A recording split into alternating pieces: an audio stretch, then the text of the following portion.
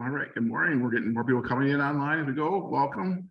We will get started right at 10 o'clock, and I will post in the chat box where you can find the PDF files of the PowerPoints, and also where you can find these recorded sessions later on after the workshop. Again, we'll get started here in about 2 minutes or less.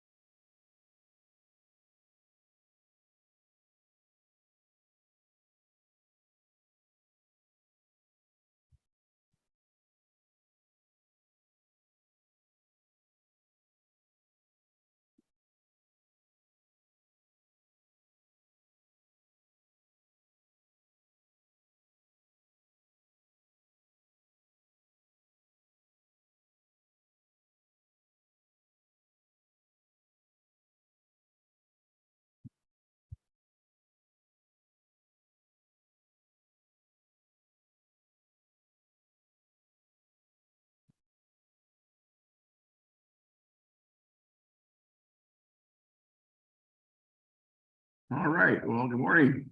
I've got 10 o'clock on my watch, and we'll get started right on time. I'm sure we'll get a few more as we go forward. I'm David Bow, and welcome to our final of 4 series that we're having today on the farm transfer estate planning.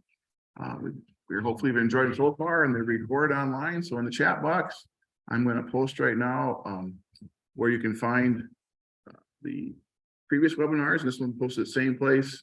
And then you can also find the PDF files of the PowerPoints at those on posted. I'll post them in towards the end as well, so you can see them. We'll have them available for you. I'm going to turn it over now to my cohort, and he's going to walk you through some more important topics around farm transfer estate planning. Nathan Holinsky is going to take over for me.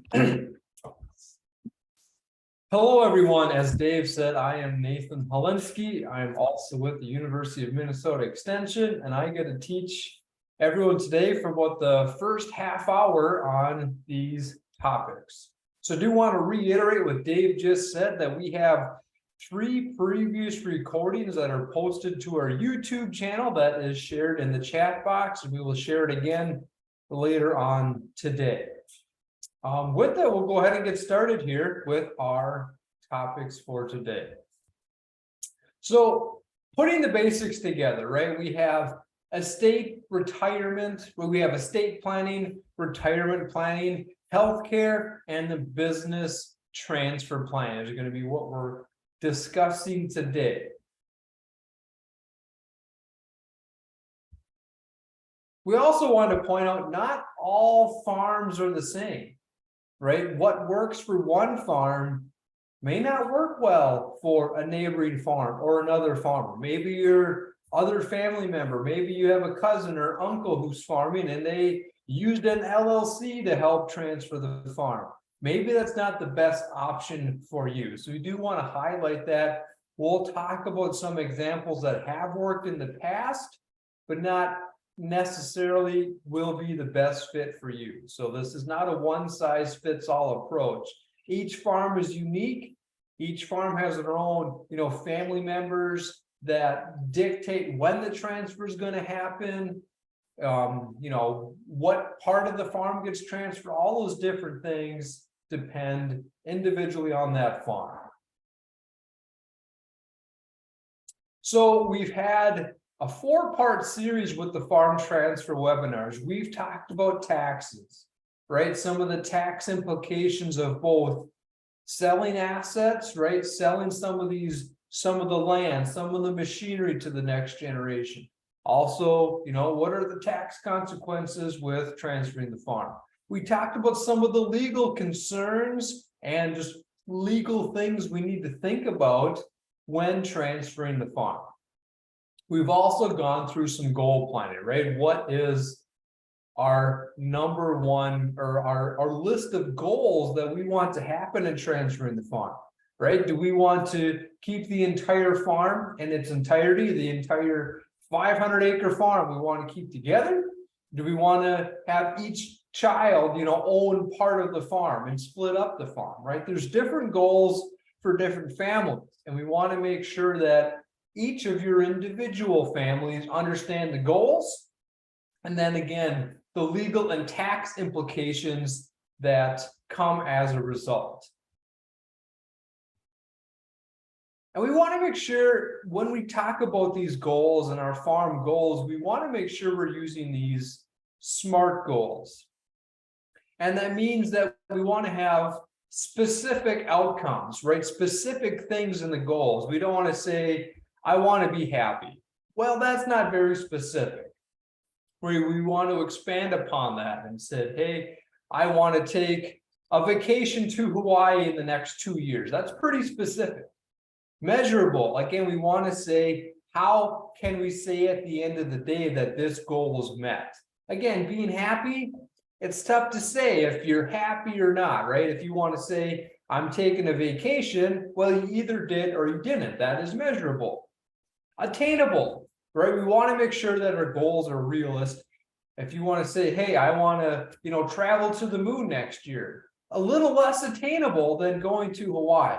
So again, we want to make sure we have realistic goals, relevant. We want to make sure that we are putting our time and resources towards a goal that is relevant and helpful for the farm or personally. Again, maybe the vacation to Hawaii is something you've always wanted to do and it's relevant for your personal well-being. Time-based. Again, we don't want to just say, I'm going on vacation. We need to have a time component to that to make sure that we are held accountable. If you want to say, I want to travel to Hawaii for 10 days next winter, all right, that is a time-based goal in comparison to I want to break, right? Or I want to go on vacation. That time-based component to a goal is very relevant to make sure that we are held accountable and that it actually gets accomplished. Again, we have a list of things with transferring the farm, right? Transferring the farm is probably more difficult, more complicated than going on vacation to Hawaii, right? That's not quite as complicated of this, right? We have the succession is going to involve transferring the operation of the business.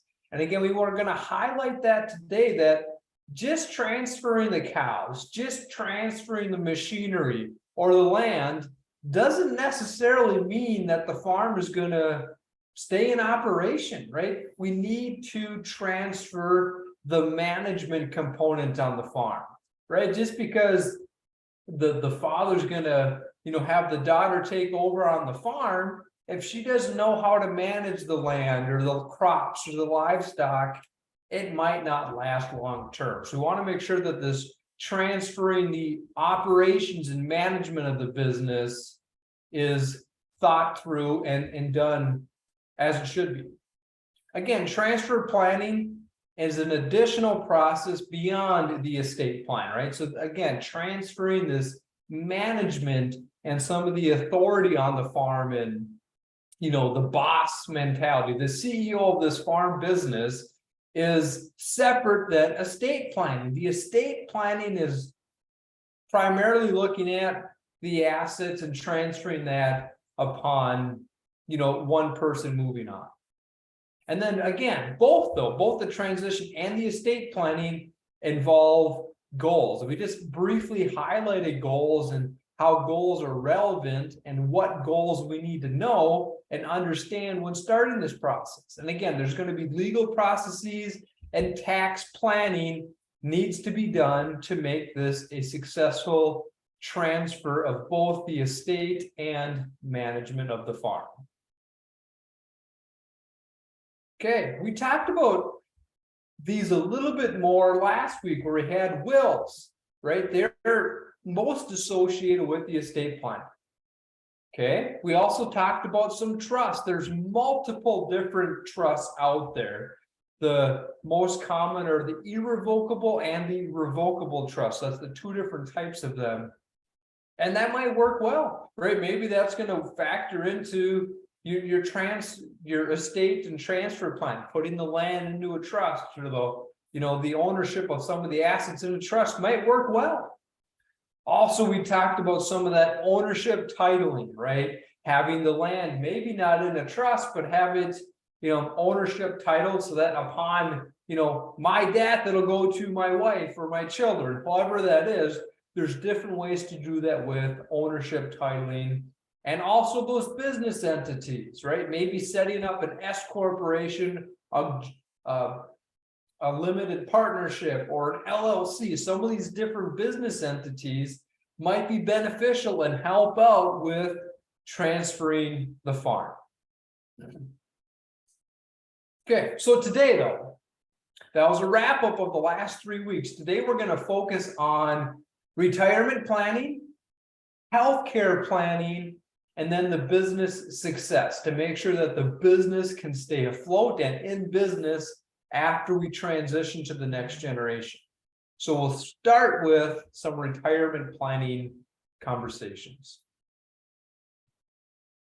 Okay, so again, where do we think about this, right? Where do we think about retirement planning and healthcare planning with the farm transfer? Right, we should start thinking about these topics kind of right away, right? We should start thinking about these ideas, the pros and cons, and what happens with this. And we may want to think as farm owners that we never want to retire, or we hope to never need healthcare services. But in reality, that's not always the case. We have some statistics in a bit, but a lot of people do need some healthcare planning, in their life. It's just the way life goes. And if we do want to retire, we need to plan to ensure we have enough money to support us after we quit having our, we slow down on the business and our income. Do we have enough money saved up to retire? Okay, and then again, what about where do we consider the business succession and mentoring in our farm estate plans? Too often we talk about how to transfer assets. That's the number one question in goals, is how do we transfer the land without the nursing home getting it? How do we transfer the livestock or the machinery? But in reality, we really do need to talk about the farm management, this mentoring process. Do our son or daughter or other incoming generation, do they know how to run the farm, right? Do they know what the checkbook looks like and what are the business profits and losses on the farm? We need to have an intentional effort to make sure the younger generation is ready to take over management, labor, and again, eventually this ownership. But again, the management and labor should come first.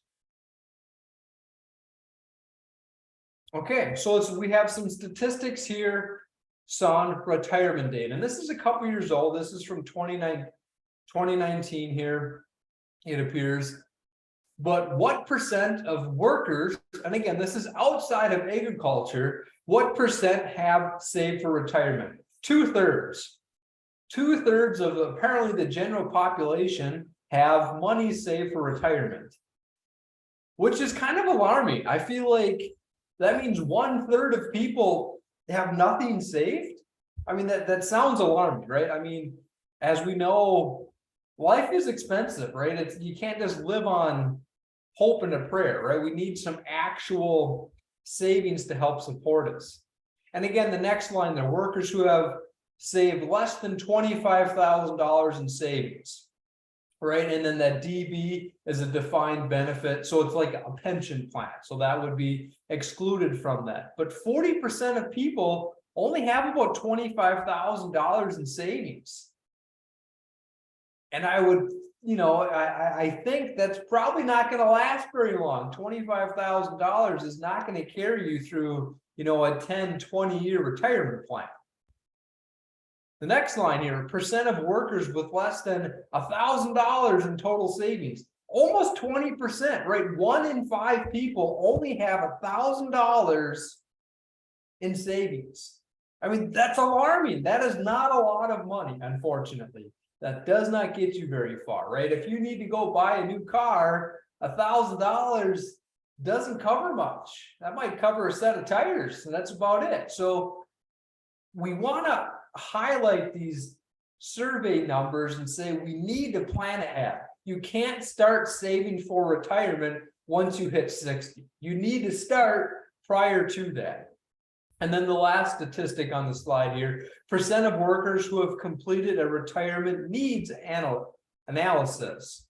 So 42%. So again, that's at least a little bit more positive. We have little less than half of our population has done a needs assessment about what they need for retirement, but still we only have 40% and only 67% that have started saving, and even less again don't have a significant portion saved up. So again, we just want to highlight we need to think about retirement before it comes.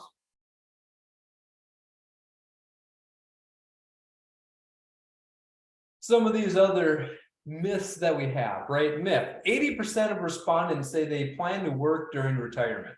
80%. So the vast majority of people say, hey, we're gonna maybe slow down once we hit 65 and only put in 10, 20, maybe 30 hours a week, whatever that number is.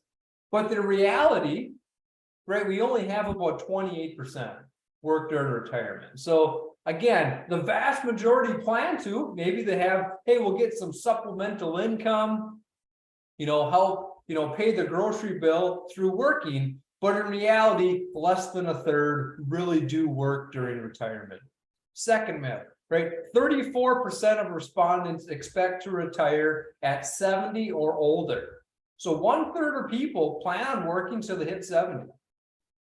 But reality, though, the average worker retires at age 62, right? Almost half retirees retire early because of a reason beyond their own control. Maybe that's they have a health issue, they have a back problem, and they can't really go to work anymore. Maybe it's they have a loved one that they need to take care of on a full-time basis and can't afford to be gone and working. Whatever the case is, though, the average age is 62. So that's 8 years potentially that they, retire earlier than expected. Do they have the savings, the money generated to survive? Maybe not to survive, but to, retire early. If you're going to retire at age 62 and you planned on retiring at age 70, there's some additional money that you need saved to make that work, to make that realistically last. Right. And obviously everything in agriculture is different, right? Things are really different on the farm, right? And some things that's true, right? Generally, farmers, they're self-employed.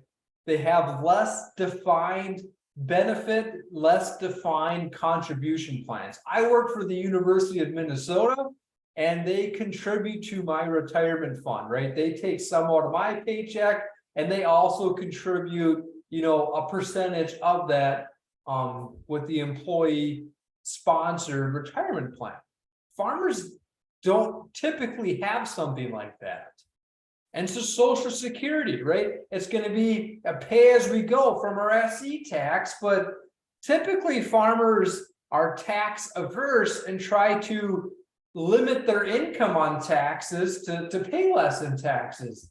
But as a result of that, if you reduce your income on taxes on the business, that's probably going to reduce the Social Security that you're paying in. It's just, the way that taxes work. So we need to be aware of that. How much realistically do we have paid in through Social Security? What are we expected to get paid out at the end of our career? And also, really on the farm, we typically have more long-term assets than the general population. Think of all the farmland, right? All the farmland that you own is a long-term asset that a lot of non-farm, individuals in this country don't have a lot of long-term assets saved up, right? And maybe that's the case that, hey, our farmland is our retirement plan. And we'll talk about that a little bit later. And our last bullet point there, in a lot of the surveys to farmers, most farmers don't plan on retire, right? Over half of them, or around half, say that they never will retire. They're gonna, drive the tractor to the day they die, which is maybe a goal, but realistically, that's not always the case, right? You're gonna need some healthcare assistance before the end of your life that limits your capabilities on the farm.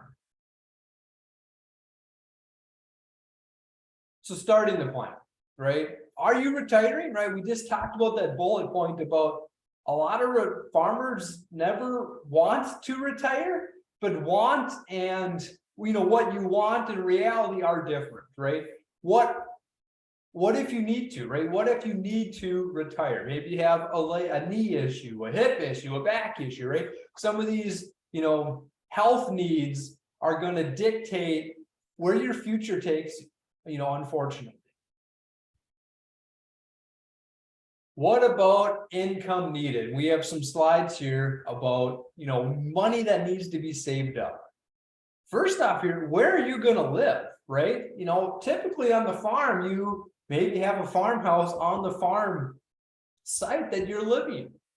Is the incoming generation going to want to move closer to the farm and move into that house? Or are you going to stay there? Or maybe you want to move into town where you don't have to shovel snow and worry about cutting grass or things like that. Where will you live?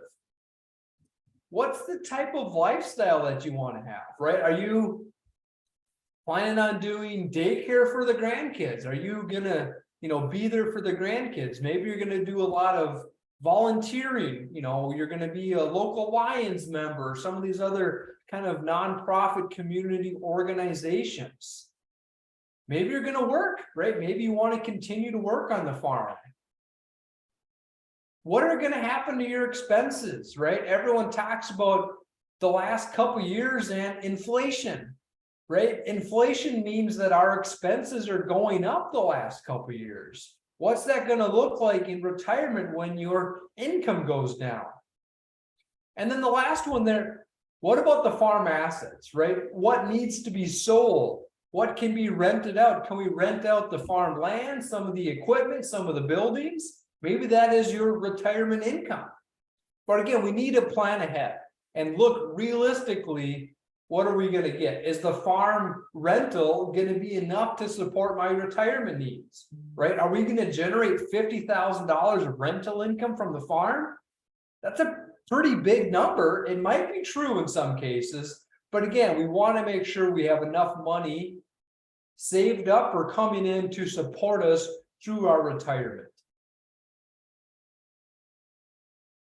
And again, what about some off-farm income, right? Maybe you have some other retirement savings, you have some stocks or bonds or some mutual funds that you've been buying into over the course of your career. We want to pay attention to any of those off-farm resources and where they may be helpful. Okay, diving deeper here. Estimate that you'll have 80% of your current expenses. Okay, that's, I think, kind of the going rate is about 80%. You're going to slow down a little bit, right? Maybe you don't have a mortgage anymore. Your car's paid for. So some of your expenses will probably decrease as you get a little older. Maybe you're not going to buy as many things because you have everything that you need already. So your expenses will come down a little bit. We want to project how long do you plan on being retired? And again, that gets a little bit, it's a tough question to answer because at the end of the retirement is death, right? I mean, that's what we're planning until our death, and no one really knows when that's going to be. So it's a difficult thing to do, but we need to project how much time we need to save up for, right? Are we going to save up for 20 years? Of retirement, 30 years of retirement, right? If you retire at 65, do you plan on living to 85, 90, 100, right? Those are big differences in length of retirement. And yes, inflation is going to dictate a little bit here on what your expenses are going to be. And yes, we are going to look at some of these retirement calculators to show here how much we need to save. And this is one right here, right? So this is a Wisconsin website here. We can see here, we have these different categories, right? What's your mortgage, or maybe your home is paid off, and maybe that number is a zero, right? We have no monthly mortgage and we're not renting, right? Our house is paid for, but maybe we're going to move into town and have a rental pay or a rental expense here for our retirement home. What are your property taxes? What about your insurance, right? You have homeowners insurance, renters insurance, car insurance. What about home repairs? Maybe your house is paid for, but it needs updating, it needs work, right? I know in my house, we just had our roof steamed this week because of all the snow and ice we had. So that's an additional expense that you don't always see coming up. Utilities, right? What's your monthly electric bill? What's your monthly heating bill, right? We're in kind of the heart of winter right now. I think next week it's going to get pretty cold. We're getting about 20, 25 below, I think next week. Our heating bill is going to go up, right? We want to make sure we have enough saved up here to cover that, right? We have, again, the monthly cost. What's that a percent of your family living there? And make sure you can project it out for the rest of the year. And there's other Excel spreadsheets, other calculators that can help you with this, but there's resources out there. You don't need to start reinventing the wheel. And again, we want to talk about this seriously. What is your income? What are your income sources, right? Do you have farm rental income? Do you have a pension? Where's this money coming from? Because unfortunately, retiring is not free. Realistically, again, what is your Social Security check going to be, right? We do have some estimator tools. There's websites out there that can show you how much you should be expecting to get. Remember economic uncertainty, right? Taxes are a real thing, especially selling farm assets. You might have to pay taxes when you sell some of these assets to generate income. So we want to make sure we're aware of that. Economic uncertainty, right? There's a lot of talk in the economic world right now about a recession is looming, right? We've been saying that for about a full year already. But what's that going to do, right? Maybe we have a lot of money tied into the stock, you know, the New York Stock Exchange. That didn't do so good in 2022, right? We had some pretty negative returns. So we want to make sure that we know where our money is coming from. And again, busting out these calculators. What realistically do we have? What do we need to save? Here's again, how many, right, on the left-hand side here, how many years in retirement? Right, if we retire at 65 at the bottom and say, you know, we're gonna be dead in 10 years, right? We need 10 years of savings. Okay, that's maybe not a lot, right? I think the average age of American, right? The average age of death is around 80 right now. It kind of goes up and down a little bit here, but it's close to 80 years old. If you want to retire at 60, that's 20 years. If you want to retire at 65, right? That's about 15 years. Maybe you want to, you know, retire at 60 and you intend to live until you're 100, right? Then we're closer to the top of the scale there at 45 years. And then what is realistically, what are we spending in retirement? Is $50,000 in annual spending realistic? It's probably not a bad starting point. If you want to do a couple vacations and go to Hawaii with the grandkids, $50,000 is probably not going to cut it. So $75,000, you know, $100,000 in annual spending, right? Those are categories on our simple table here. If you want to live in retirement for 25 years and you're going to spend $50,000 a year, so nothing, you know, crazy or outlandish, That's over $600,000 we need saved up, right? And this assumes a 6% return. So do we have, $600,000 saved up, right? I think the one golden figure out there is that you need $1 million saved up for retirement, right? And we can see that at $75,000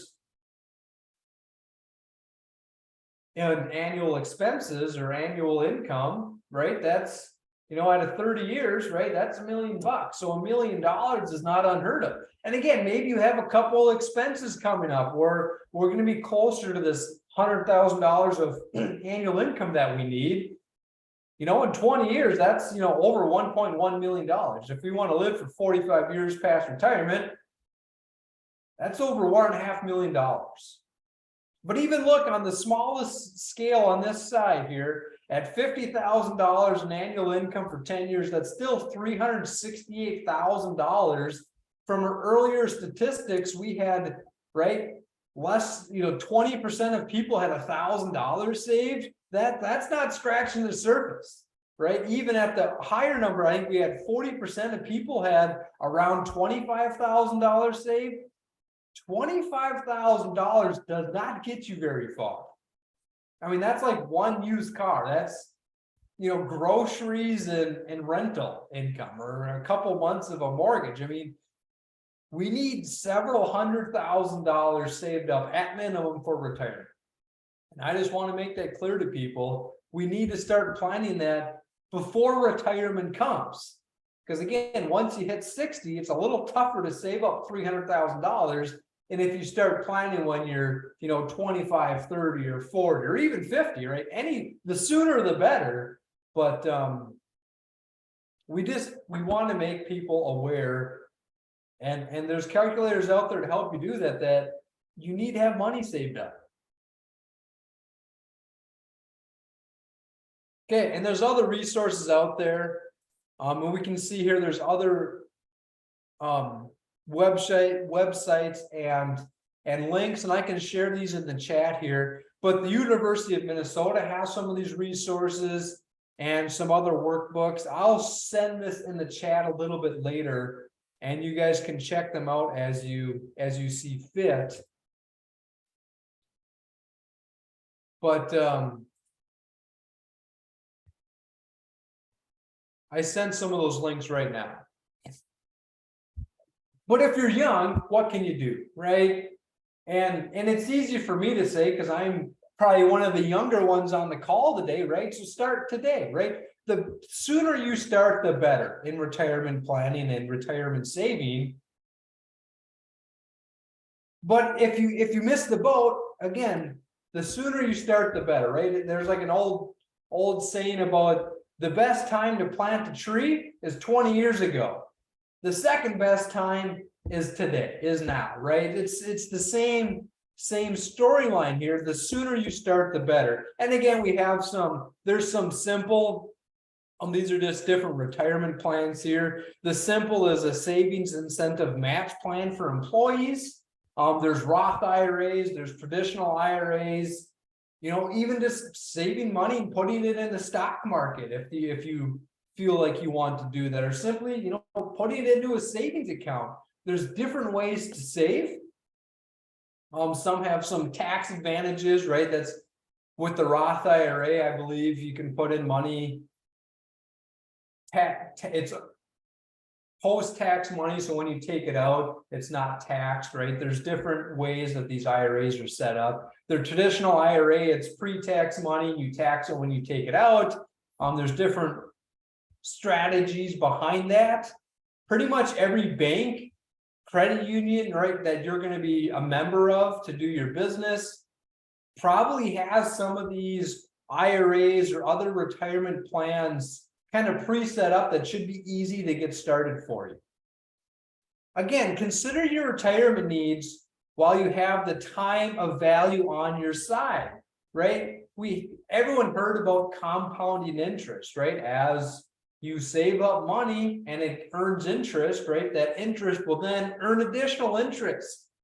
The sooner you start this, the easier it is and the faster it grows. And again, this last bullet point, how is your cash flow going to work, right? In context of multiple generations on the farm, right? And this is both business cash flow and personal cash flow. But again, starting young is easiest, but if you're not, let's just say that you're a little older than me, again, starting today is going to be the best option. Right? What other plans are there? Or what other plans do I need? Power of attorney. Right? As you get a little bit older, potentially losing some of your cognitive ability. I know my grandma recently passed away. She was starting to get some dementia, and she put my uncle as the power of attorney, right? He was kind of overseeing all of her finances to make sure that she didn't do something silly as she was, starting to forget more things. So again, power of attorney, have that checked off, right? Have, think through that process, right? The healthcare agent, the HIPAA authorization, we have another slide on that. That will go through that in a little bit more detail. Disability panel, right? The incapacitation. So again, if you are unable to care for yourself, what's going to happen? And then the executor, the personal rep. So after death, who's going to be in charge of making sure things flow as you wanted to upon your last wishes? But again, most people have children or nieces and nephews that they're going to probably leave some of their stuff to upon passing. Who do they trust to make sure that those get accomplished as they see fit, right? You know your children better than anyone else. Selecting which ones are going to be your power of attorney versus your healthcare agent. Or, and again, it doesn't have to be your children. Maybe it's your spouse. Maybe it's your in-laws, things like that. But you know your family and who you trust to get these things done. But again, here's a list of things that needs to be thought through. Okay. Long-term health care.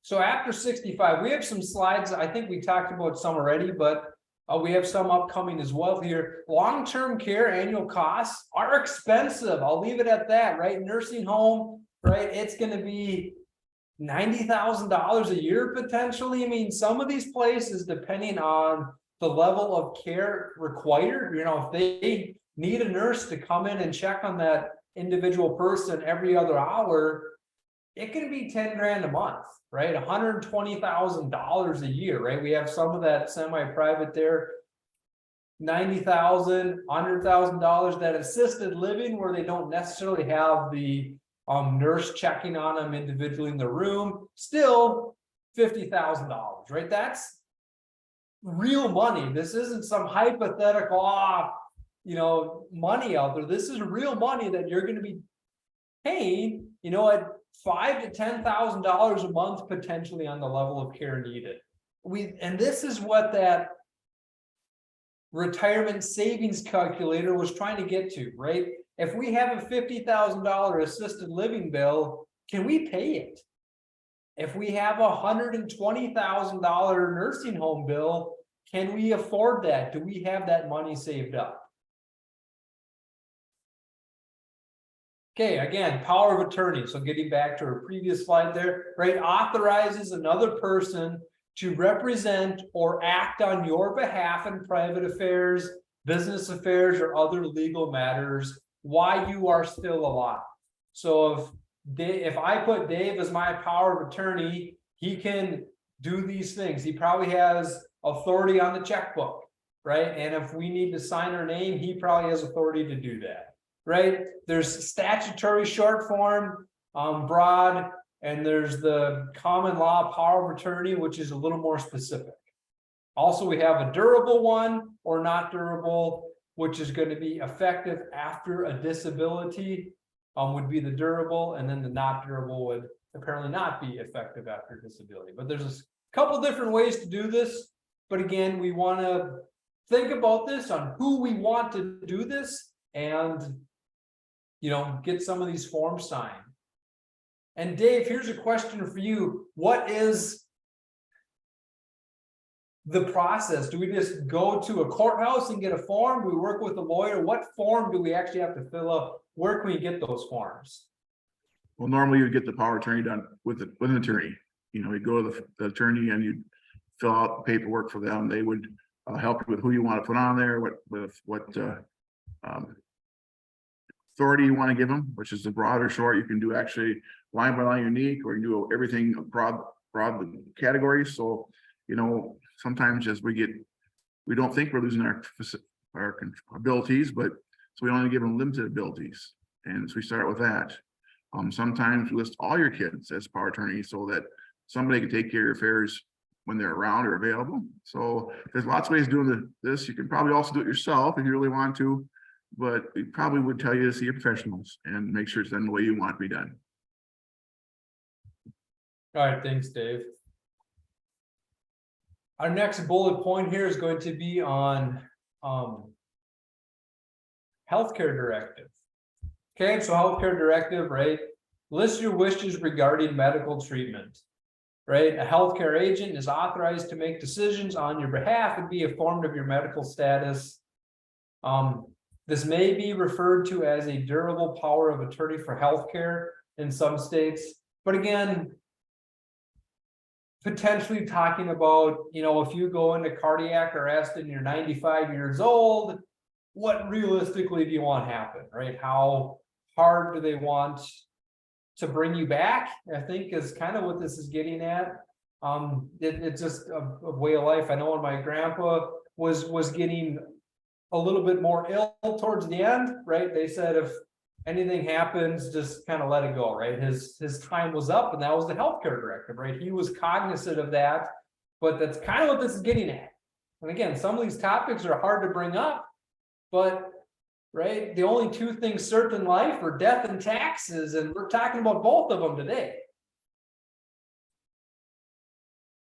Okay, we have a link here, right? Fill in the blank healthcare directive, right? This one's maybe a little bit easier to fill out than the previous power of attorney slide. But again, realistically here, what do we want to happen as we progress in age and potentially degress in our health?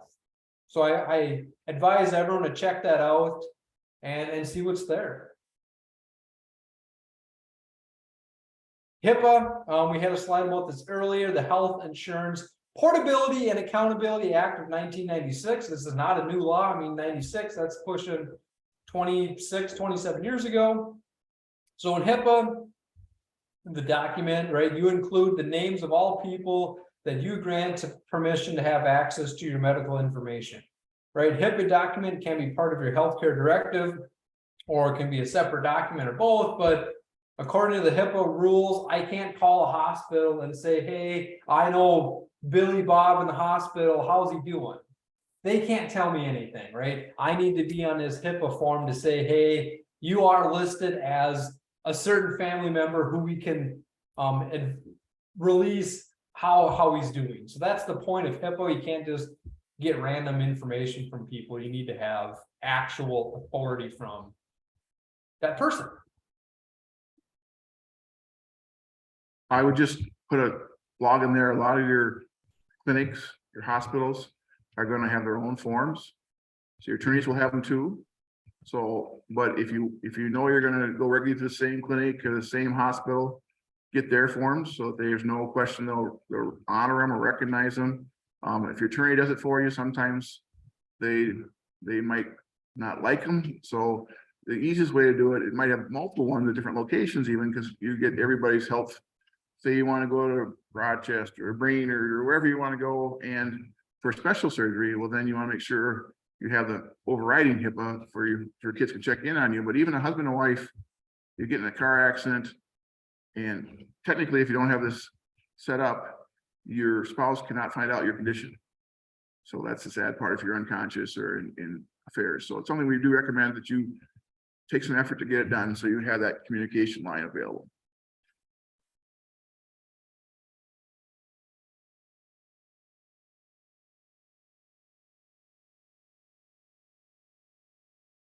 All right, the last bullet point here is disability long-term care.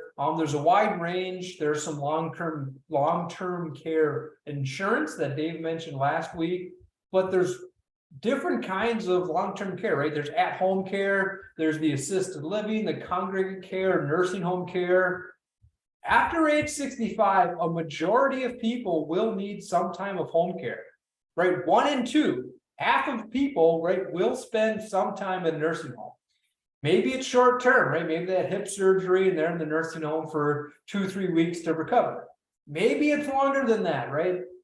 And a lot of these things are unexpected, right? Or you don't necessarily plan, no one plans to go to the nursing home, but life dictates that they do. So some of these things, again, it's tough to plan too much in advance about, you don't want to go there, you're not comfortable going there. Well, if you can't take care of yourself or you need assistance, you have limited options. 1 in 10 will spend more than 5 years in a nursing home. So that's 10% of our population, more than 5 years in a nursing home. That's a lot of people. Again, we're not going to go over this in detail. We have, I think, one more slide on it that this highlights.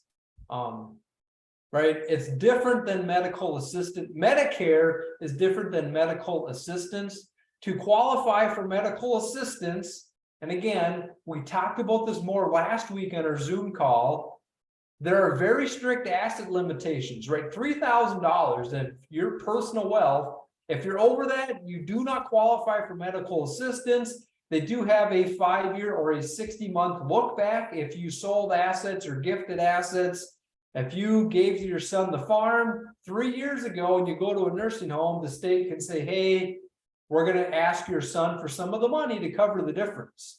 So again, we want to be cognizant of that. It's pretty tough in today's world, as Dave mentioned last week, to protect your assets from the nursing home. And again, last week we went in more detail. There is long-term care insurance.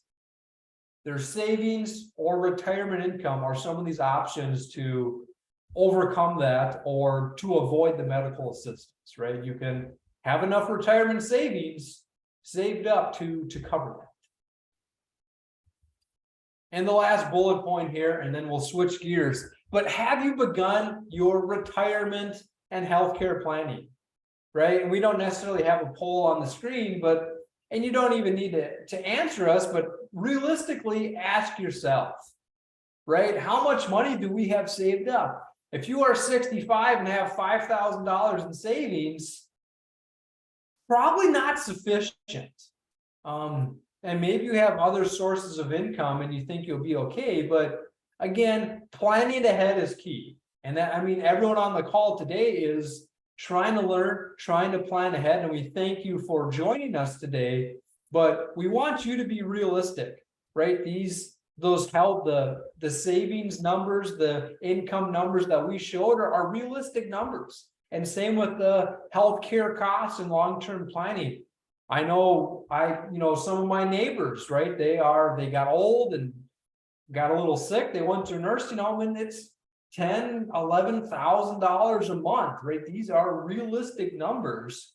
And in today's tight labor market, that makes some of those costs unlikely to decrease, unfortunately. So just be true, realistic to yourself about your retirement planning and healthcare planning.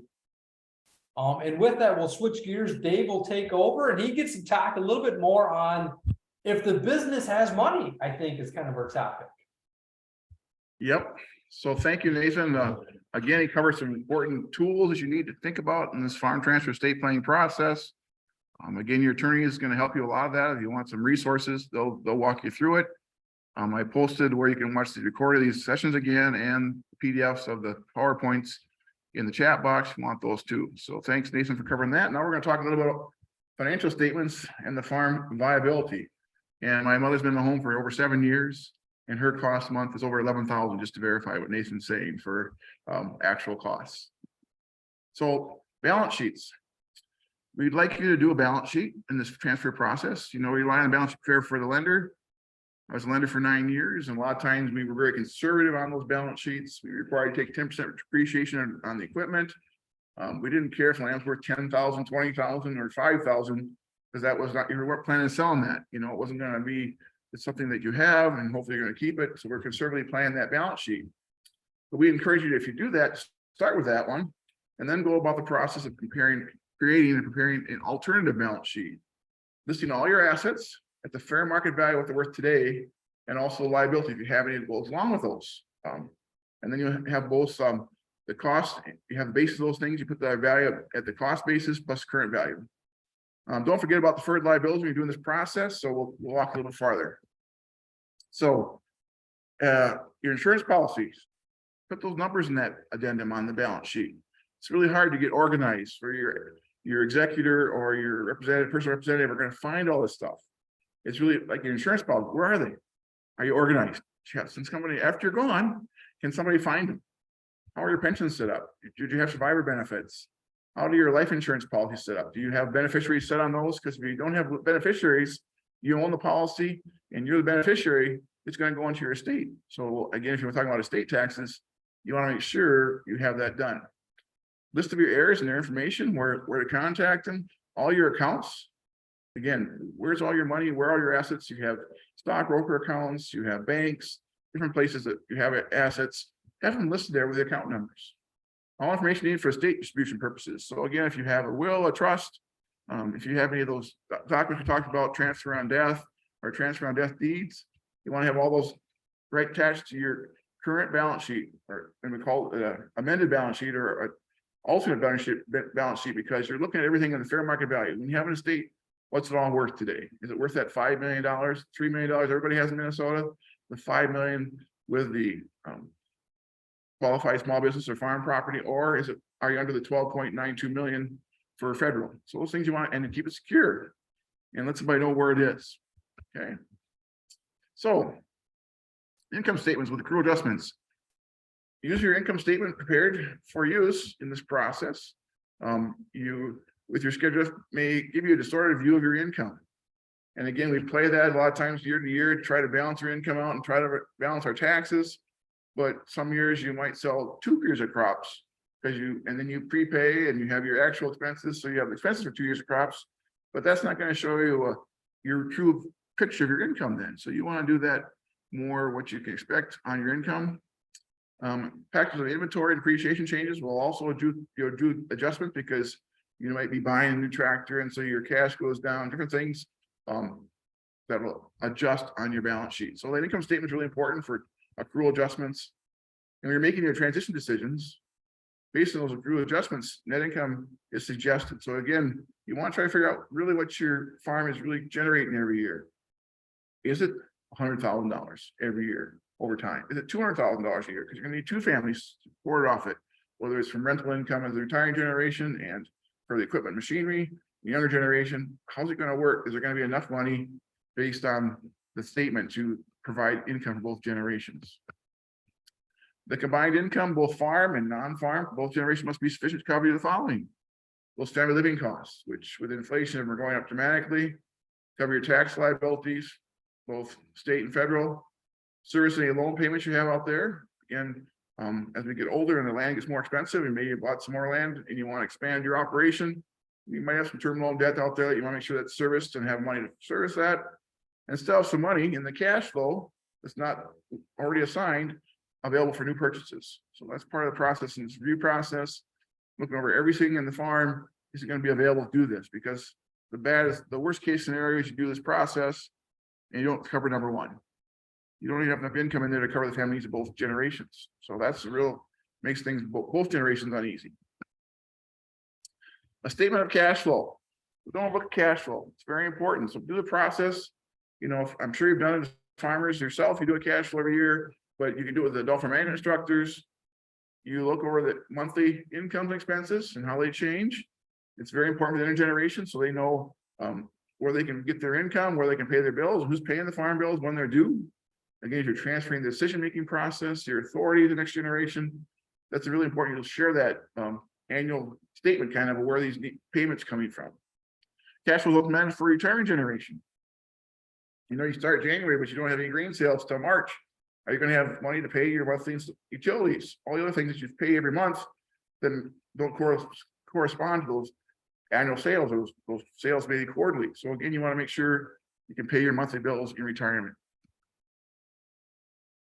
The financial viability is more than just the farm dollars and business structure and financial statements. It's the personal stuff too. So again, I just looked at, I do a resource guide and they're looking at the 2021 family living costs, and they average $148,000 in 2021, Southwest Minnesota, $148,000. That included the healthcare costs at about 10, education only like 3, recreation was like 5, so 1,000. Those are some of the costs. So can you handle these personal things that are part of that family living cost? You know, look at that numbers. I used to be a lender for 9 years. When people got married, I had a nice little statement that showed all their different expenses, including all those personal expenses, and how they're going to change and become one. Same thing when you're going from full employment and viable farm to retirement person. What's that income going to change? Are you going to take less income? Are the bills going to be adjusted accordingly? Nathan just talked about those kind of factors to adjust your outlook going forward. Somebody mentioned business structures.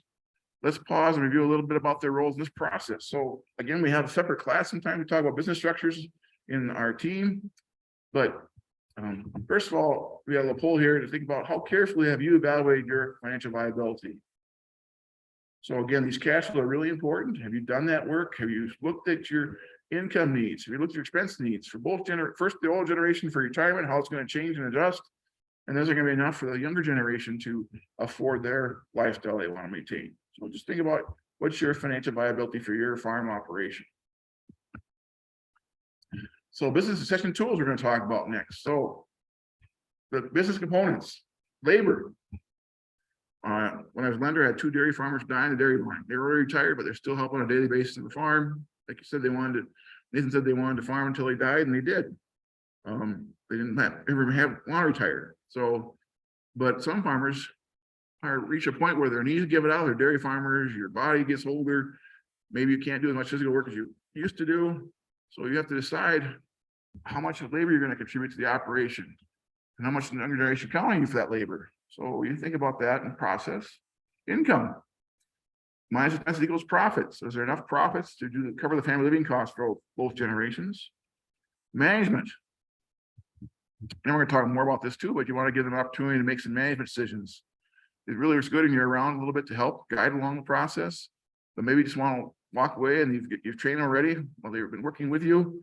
And now you're going to let them make those decisions on their own. But that authority is really a learning tool they need to be exposed to, because if they don't get the opportunity to make management decisions, they might not succeed either. And that's what you want to see. You want to make sure they succeed after you retire. And asset and ownership. Are you going to own the property? You're going to rent the property? Who's going to have control over the assets? What about the liabilities that are associated with them? What's your business structure components of that? Who's going to take care of that? So there's lots of things to think about in this transfer process in all 4 of these areas. So here's a business succession matrix. So we've got a testing, commitment, establish, withdrawal. So a timeline. So labor. Before they started this morning, I was just talking to a gentleman, and he's 70 years old. He's going to retire next year, but partially. So he said he's going to give 40% time next year.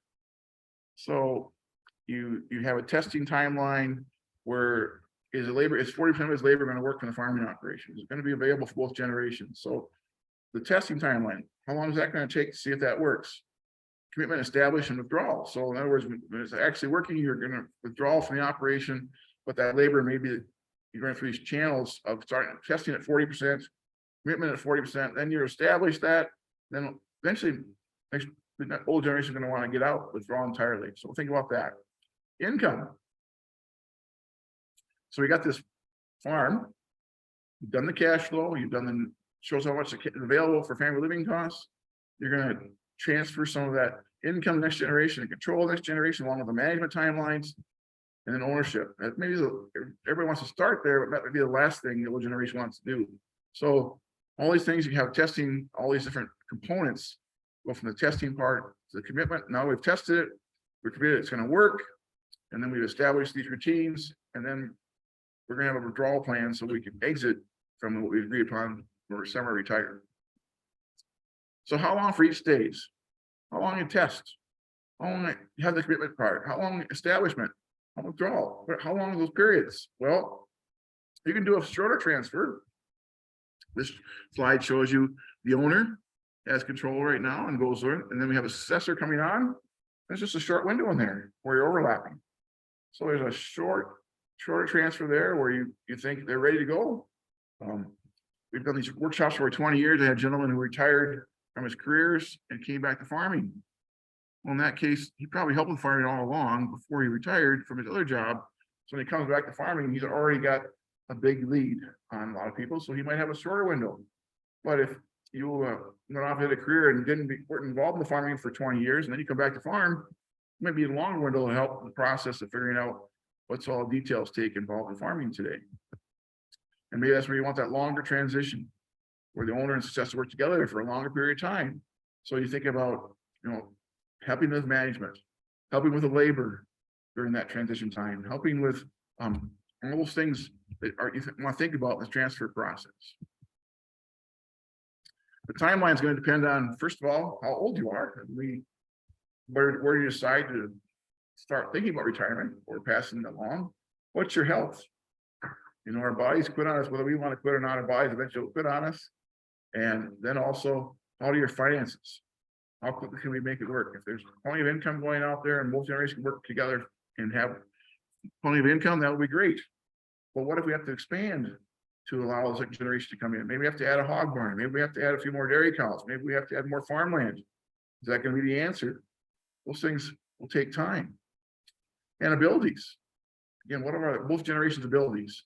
Does younger generation have the skill set, or can they learn the skill set to become successful farmers? And again, that timeline, transfer the information from one generation to the next, is different for everybody. And your wishes. My wishes is transfer the farm. That's my overall wish. How do I accomplish that? And what are all these different phases of that accomplishment?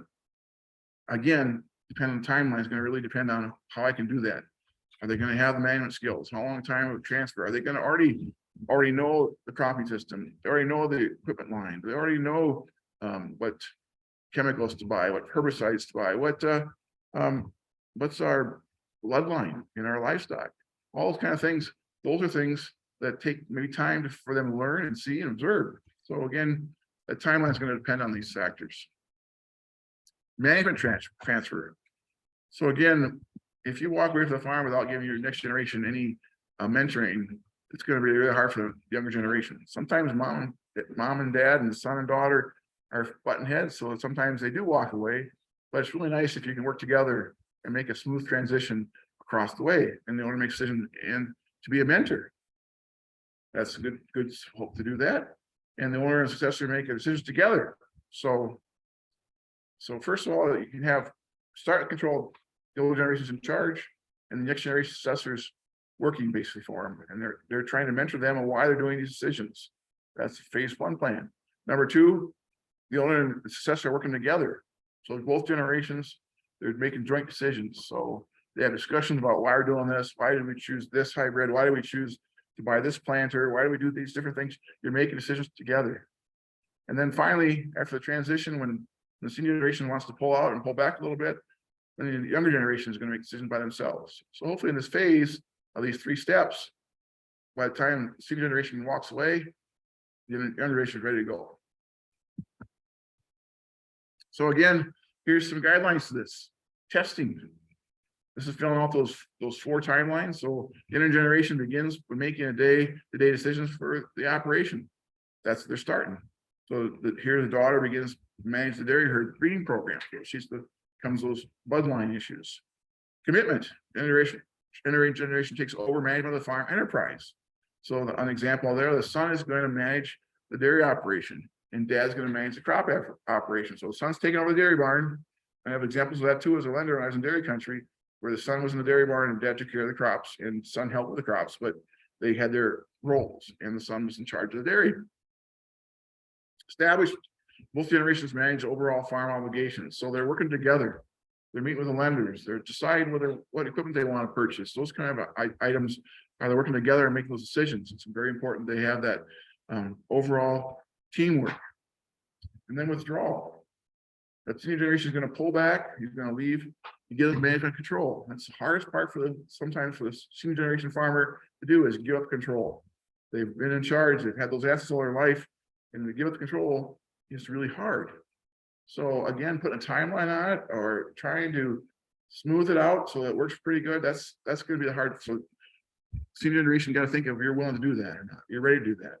And then dad's going to provide their labor when needed, but not in farm decisions. He's withdrawing. He's just going to be available when the peak time of labor is needed in the farming operation. He's going to be around. Maybe if they have livestock, they're helping with silage, harvest the crop, planting the crop, those kind of things. But the son or daughter is taking care of the rest of it. So we've talked about a lot of things these four sessions. We always talk about your goals first. You want to think about your goals. What do you want to accomplish? What are the tax implications around those decisions you make and the choices you make and the plan you do? What legal document you want to incorporate? Again, we're still talking about that team of professionals help with these processes. You do your goals first, and then go see the people, help you with the tax issues, help you with legal documents. Retirement and healthcare. Do you have enough money saved, or is there enough money for both generations? Have you got a plan for your retirement? Have you looked at the budgets? Have you looked at your lifestyle? Have you looked at your expenses and income? Healthcare. Have you solved that issue down the road? Have you decided on what you've got the directives you want to think about? We give some tools that you want to have in their process. And business decisions, that management part of the transfer process. How are you going to tie this all together? A lot of things we talked about. We want you to have a successful transition process. So early on, ask yourself, who do I need to help with these things happen? What do I need to accomplish? When? Put a timeline on it. Where are those assets and why? Why am I doing all these things? So where, again, you want to have that document list in the secure area, and you want to communicate where that is. And why am I doing all these things? Communications, we encourage communication throughout. Why you did this plan? Why did you decide to do this? How do you see all your areas equally? Did you treat the farming area differently? Did you do it fair but not equal? Why are you doing what you're doing? We encourage yourself to ask yourself these questions and then go through your goals. Although ask these 5 questions yourself. So again, you start with your goals. Here's a checklist on the left. You've got a list of what your priorities are, what your top goal is to your lower goals, and you've ranked them. Then you go about the process of assembling your information, your financial statements, other important documents you have. And then you go see that professional attorney, and you'll fill in the blanks for the documents you think you need and part of your goals process and your transfer process, your estate planning process, to make sure you have all those put together and the mechanism to implement your plan are in place. Again, beyond the attorney, you maybe want to do long-term healthcare insurance. That's part of your plan and your goals. Well, then you see a financial planner or a life insurance agent. Maybe you have life insurance. And you want to use that for a tool in the process too. You've got your start with your goals, work your way across the slide, and then you have mechanisms to implement the plan. So what do I have to do? A checklist. I have to go see my accountant. I have to go see my tax implication for this, or this choice. I want to go see the financial planner to see if I do have enough income or how much I can expect from my other assets from retirement income. And I want to go talk to the banker about different tools they might have available. And again, that's all after seeing your attorney. So that's what we have for you today. Hope you enjoyed today's presentation. We talked about retirement planning, healthcare planning, and business success. So those are all important topics. They all take your time and effort. These are just part of this. You see there's some other puzzles we've talked about already in this process. So retirement planning, senior generation, you're part of this workshop. You're trying to think about what do you want to accomplish. And again, I encourage you to think about your goals. Start with your goal list. Look at the income, whether there's enough there for both generations. Look at where your income is going to come from and what income you're going to need for your pension, your retirement cash flow. Then also healthcare planning. You got to think about, we talked about, are you going to go on Medicare at 65? What are you going to have supplemental plans? Are you going to have healthcare directives? Are you going to have HIPAA documentation? That's a really big issue because a lot of times you're beyond, not next door, your kids are far away and they kind of want to call and check on you. And if you don't have it, you should have it so they can follow up with you. Okay. So, and then the business tests. So again, if you have we could transfer the title of farm, we could just walk away and let them do their own thing. If we have these other assets outside that we can afford to do it. Or maybe we don't give the farm, but the other assets we transfer and we keep the farm land. This is our retirement income. But there's lots of ways of doing that. We talk about different choices you make. What really is your goal is to have the farm succeed beyond you, the next generation. Is your goal to have a hobby farm where the land stays in the family for multiple generations? What are your goals? But we talk about business success. In this case, you hopefully have a viable working farm and you want to see it continue on multiple generations. So if that's your goal, you again think about what do I have to accomplish? What's the things I have to implement to make sure that happens? And this is all stuff you think about the process and get some effort to. So hopefully you've given some time and effort to that and got some ideas thought forward. This will help you accomplish those goals. Again, I'm David Bowell. This is my cell phone, my email address. This is Nathan's cell phone, email address. The website is right here. I can put it back in the chat box, but this is the website where you can find the PowerPoints for as a PDF file. Be a good consumer of legal and financial advice. I don't know if this is recorded, so you can again find this. Legal services are must in this process. Again, there's oftentimes trust attorneys and will attorneys. So when you go out there and talk to the attorneys, interview them. A lot of times that first meeting is free. Are they a trust attorney or if they focus on wills mostly? That's kind of what they specialize in, either or. Sometimes they don't do both. So think about that in the process, but go see them. He can help you prevent mistakes in the process of farm transition and estate planning, and help you accomplish those documents we talked about, those tools. We're not legal. This is not legal. We talk about not financial or tax advice. We've kind of given you an overview of these topics, so hopefully help you in the process. Think about what you want to accomplish. Again, if you want to watch the recordings, I put this in the chat box. I'll put it again there now. Both these things that read is where you can find the recorded documents, and this one will get posted this week. And then the bottom one is that link I showed you for the PDF of the PowerPoints. That's what I have for you. I am going to go back and put that in chat again one more time. And I'm going to stay online for another 10, 15 minutes, depending on how long you want. If you have any questions you want to ask, I encourage you to put them in chat and we'll talk about them, and I'll share what the comments are in chat. So as you see, I've got those two links up here for in the chat box that you can cut and paste somewhere else, or they're right here on the screen. So with that, I will sit here for a while and I'll take any questions you might have. Just put them in chat. If you don't want to have any questions, you can just hit leave meeting and we're done. All right, I'm going to stop sharing right now. Well, I'll leave it. All right, chat. All right, you're welcome.